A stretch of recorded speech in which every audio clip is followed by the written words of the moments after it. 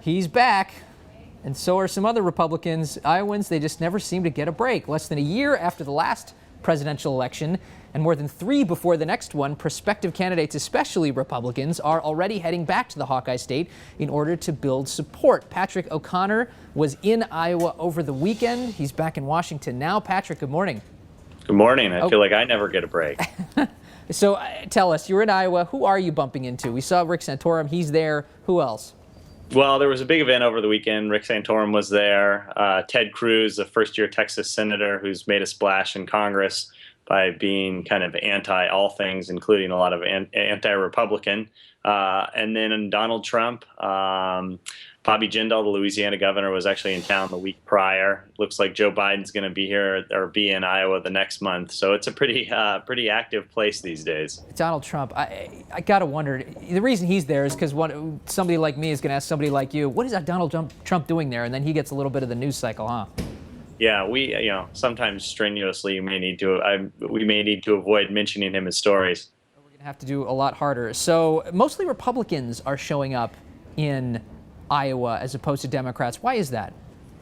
Well, it's wide open on their side. I mean, if you're a Democrat, first, the president still has more than 3 years left in his term. And then second, and probably more importantly, everyone's kind of waiting to see what the former Secretary of State Hillary Clinton does. She's the putative frontrunner. She's given very few indications of what she plans to do. And I think everyone's kind of waiting to see whether she's going to run or not, because if she does, I think a lot of the folks that may be top-tier candidates would not want to run against her, and then it would probably be someone who's a little lesser known at this point and feels like they have nothing to lose by running against, doing the David and Goliath thing. Mm-hmm. Now, some Democrats are heading to Iowa. There's Tom Harkin, Iowa senator, has a famous steak dinner.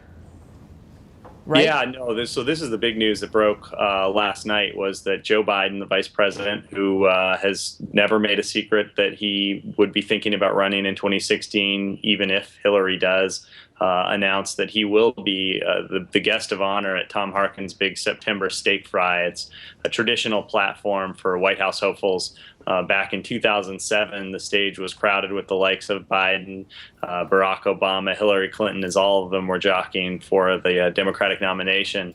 This is kind of the signature event for Democrats running for president, and so the fact that the vice president is going to be there is actually fairly big news from the Democratic side of the aisle. But you also have to keep in mind, Republicans have been crowding the state, but until this week, when Minnesota Senator Amy Klobuchar shows up, she's really the first Democrat who's even been remotely mentioned as a 2016 possibility had touched down in the state.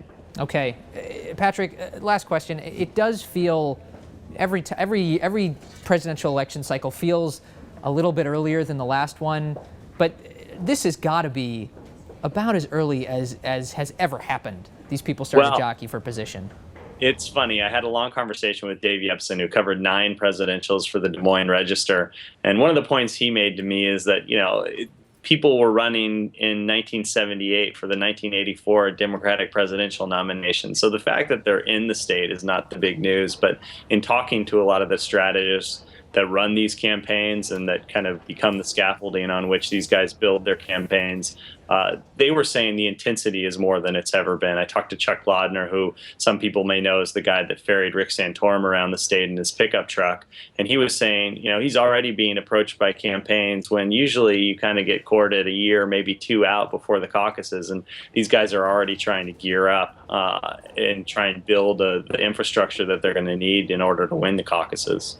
Somebody at some point's got to do a story about how much of the Iowa economy is based on presidential politics. I'd be fascinated to see that, especially their media, everything. It's a good state to own a TV station. What's that? It's a good state to own a TV station. Indeed, indeed. Patrick O'Connor in Washington, thanks so much for joining us. Thanks for having me.